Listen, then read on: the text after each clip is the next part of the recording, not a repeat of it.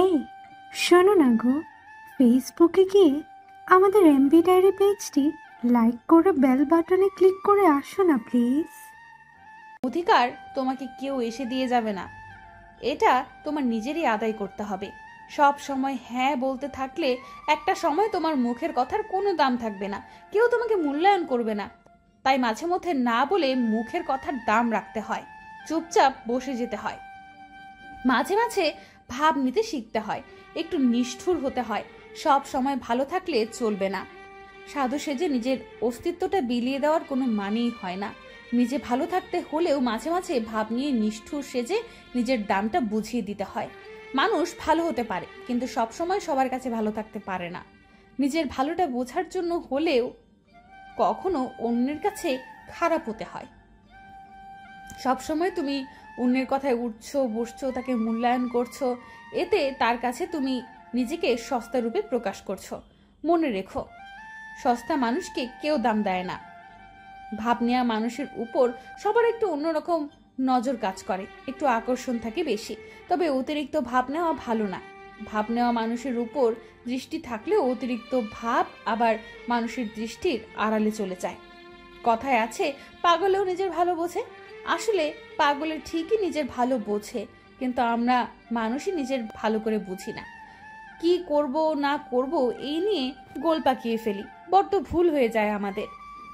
বাস্তব সত্যিটা হলো, যে মানুষটাকে আপনার কাছে অনেক বেশি গুরুত্বপূর্ণ মনে হয়, আপনার প্রায়োরিটির লিস্টে যাকে আপনি সবার উপরে রাখবেন, দেখবেন সেই মানুষটাই আপনাকে গুরুত্বহীন মনে করবে।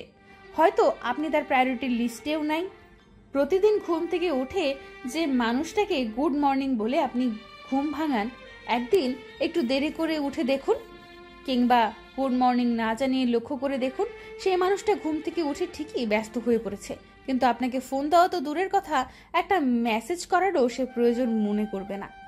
আপনি কাউকে নিজের সব কিছু শেয়ার করে যাচ্ছেন, প্রতিদিনের ভালো মন্দ সব কিছুই বলে যাচ্ছেন, কিন্তু লক্ষ্য করে দেখুন, তার সম্পর্কে আপনি হাতে গোনা অল্প কিছু ছাড়া আর কিছুই জানেন না। তার কোনো ক্ষতি হয়ে গেলে মুহূর্তের মধ্যেই আপনার কাছে খবর চলে আসবে, কিন্তু আপনি অজ্ঞান হয়ে 7 দিন হসপিটালে পড়ে থাকলেও দেখবেন সে কিছুই জানে না। কেন রে ভাই, এত খবর রাখার কি দরকার? যার কাছে আপনার বিন্দু মাত্র দাম নাই, তার কাছে নিজেকে বিলিয়ে দেওয়ার কোনো মানেই হয় না। যার জন্য আপনি 10 পা আগাবেন, সে যদি আপনার জন্য 1 পাও না আগায়, তাহলে আপনার 10 পা আগানোটাই বৃথা। আপনি ওখানেই থেমে যান, ভুল রাস্তায় এসেছেন। একটা কথা আছে, যেটা না চাইতেই পাওয়া যায় সেটার কোনো দাম থাকে না। প্রাপ্যের চেয়ে প্রাপ্তি বেশি হলে মানুষ মূল্য দিতে শেখে না। মানুষ ভেবে থাকে সব সময় হয়তো এমনিই চলে যাবে, কিন্তু এটা ভাবে না যে লিমিট ক্রস হয়ে গেলে কোনো কিছুই ঠিকভাবে চলে না। তাই সময় থাকতে নিজেকে মূল্য দিতে শিখুন। অপাত্রে নিজেকে উজাড় করে দিয়ে কোনো লাভ নাই। আপনি যাকে 16 আনা দিয়ে ভালোবাসেন, অন্তত 4 আনা হলেও তার কাছে পাওয়ার অধিকার আপনার আছে। মনে রাখবেন, কাদায় পা লাগলে পা ধুলেই চলে, কিন্তু কাদার উপরে পড়ে গেলে গোসল করা ছাড়া কোনো উপায় নাই।